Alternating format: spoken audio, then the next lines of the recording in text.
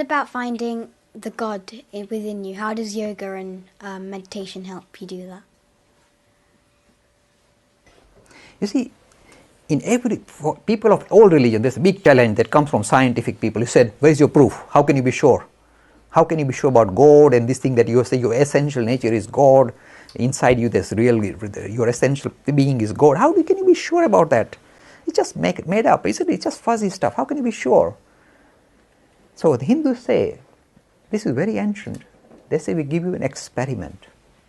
We give you an experiment, just like you have an experiment that you can do in your laboratory, in your chemistry laboratory or whatever. The Hindus say we give you an experiment. You do their experiment and then you'll find God.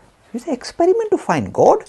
Do I go to the chemistry laboratory and mix some chemicals, green and red color powder or liquid, and put them together and poof, and God will come, hello chaps, I'm here. Not like that kind of experiment. The experiment that the Hindus are suggesting that you do to prove God or to find God, she's saying, how can you find God? Is a very ancient one, tried and tested. Most Hindus who say that we have seen God have succeeded in this experiment. That's why they can say, yes, we are sure about God. And this experiment is called Raj Yoga. That's the word, royal pathway to find God. Royal, Raj Yoga. So the idea is this.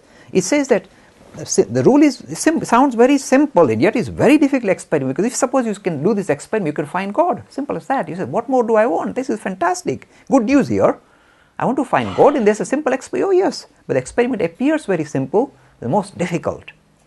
It may need many lifetimes, not just one lifetime, because the Hindus also believe in reincarnation, means we are born again and again. So you may have to put in a lot of effort over many lives before you will succeed in doing this experiment. But doesn't mean that you don't do it, you have to try it. So what is this experiment? And what is it all about? This is what it's saying. It is saying if you discipline your routine life, first of all your routine life, your daily life must become very disciplined. If you want to succeed in finding God. That's why you see all these strict disciplines we are putting, you say they are all necessary before you are ready to find God or sort out who you truly are. Very strict. For example, I will tell you, from now on, you must never lie. You must always be truthful. You say, but I'm always truthful, I don't lie. Oh yes, we all do. No, we don't. Oh yes, you do. Suppose that auntie turns up from Manchester and you are busy and tomorrow there's school exam. And you are doing your preparation, suddenly there's a knock on the door and from nowhere comes this auntie with 6 cousins turning up. And you have to sit for exam tomorrow. What do you tell your auntie? Oh auntie, I'm so pleased to see you. And you give her a hug. Are you pleased to see her?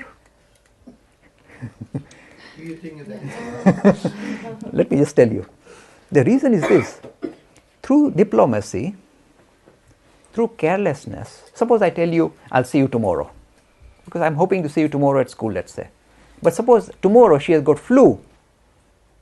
How can I see her? So I'm forced now. I have to go and knock on her door and say, I want to see you because I told you I'll see you tomorrow. So when I say be truthful, it is meticulously truthful, rigorously truthful. So what it says is this. What you think and what you say and what you do must be joined up. This is the simple idea of being truthful, not being high philosophy. Simply saying, the way I think, the way I speak, and the way I work, or my thought, my words, and my action must become coordinated. Seems like simple thing, but look, you test out in your own lives. I sometimes say, okay, I'm coming to, I just now made an announcement, I'll come here after 2 months. I told Mr. Rajan, suppose I'm ill after 2 months, how can I be sure? And I just told him that. See, that's called carelessness. Through carelessness, through diplomacy, we want to say good things, we don't want to hurt somebody, we don't want to say hurtful things to anybody. Through diplomacy, through carelessness, we become disjointed. Now, if you want to succeed in yoga or succeed in this meditation, find God, first requirement, you must be established in truth. Rigorously. What you think, say and do must be joined up. So what happens is that your inner structure becomes very solid. Because it's no longer kind of weak and wimpish, it's very solid. So you begin to develop certain disciplines. There are not one, this is just one, there are 10. They are called Yama, Niyama, Satya, Ahimsa, Asteya, Aparigraha, Brahmacharya, Sauch, Santosh, Tap, Swadhyay, Ishwar Pranidhan. 10. So you need this kind of 10 strict observances in your daily life, disciplines in your daily life. And when you do it for many years, then your inner structure becomes very strong, and then you are ready to sit down to meditate and find God. Before that you are not ready. And how do you know you are not ready? Simple test. You can do it when you go home today. Just go home. And this is the aim of yoga. It simply says, can you hold your mind still for a moment? Just for a moment. Just hold it still. So not a single thought ripple should arise. Just hold it still. Just for a moment. Be in control of your mind. Just hold it still for a few moments. That's all. Just do it. You say, oh yeah, that sounds easy peasy. You try it. The moment you close your eyes and say, I'm not going to think about anything, the word, I'm not going to think about anything is going to create a ripple.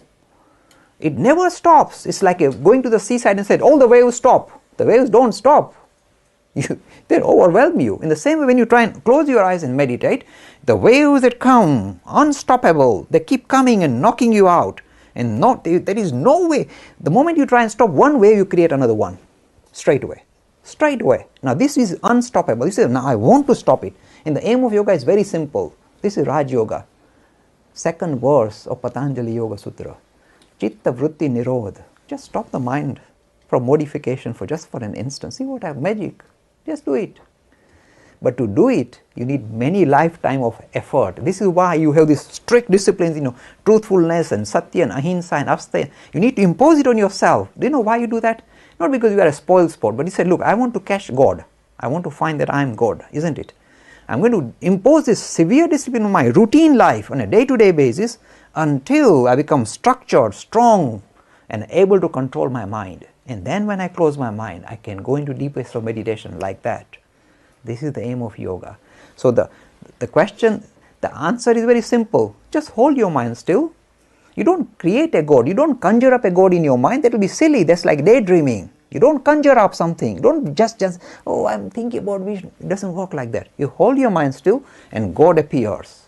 Or your essential nature as Atman appears. You don't have to conjure it up. It is there. But only when the mind holds still, you can actually, oh yes, I know, it's true. Like that. You go, why? You get like that.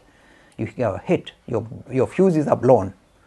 But the moment you hold your mind still and can do it for even a short period, the reality in its true color becomes visible to you. It becomes visible. Before it's not, it's mixed up. That holding still allows me to see the world in its true color as Atman and Brahman, as God is my essential nature. Not matter of belief, not matter of just accepting it because Mr. Lakhani said so. You actually experience it for yourself. You know it. And to get that into that stage, simple. Hold your mind. It's, oh dear. Seems simple. It's not simple. It's the most difficult thing you can take on. But the prize at the end of this journey is fantastic. Because you become prophet of human beings. You become a rishi. This is the definition of a rishi. Person who can experience God for himself or herself. This is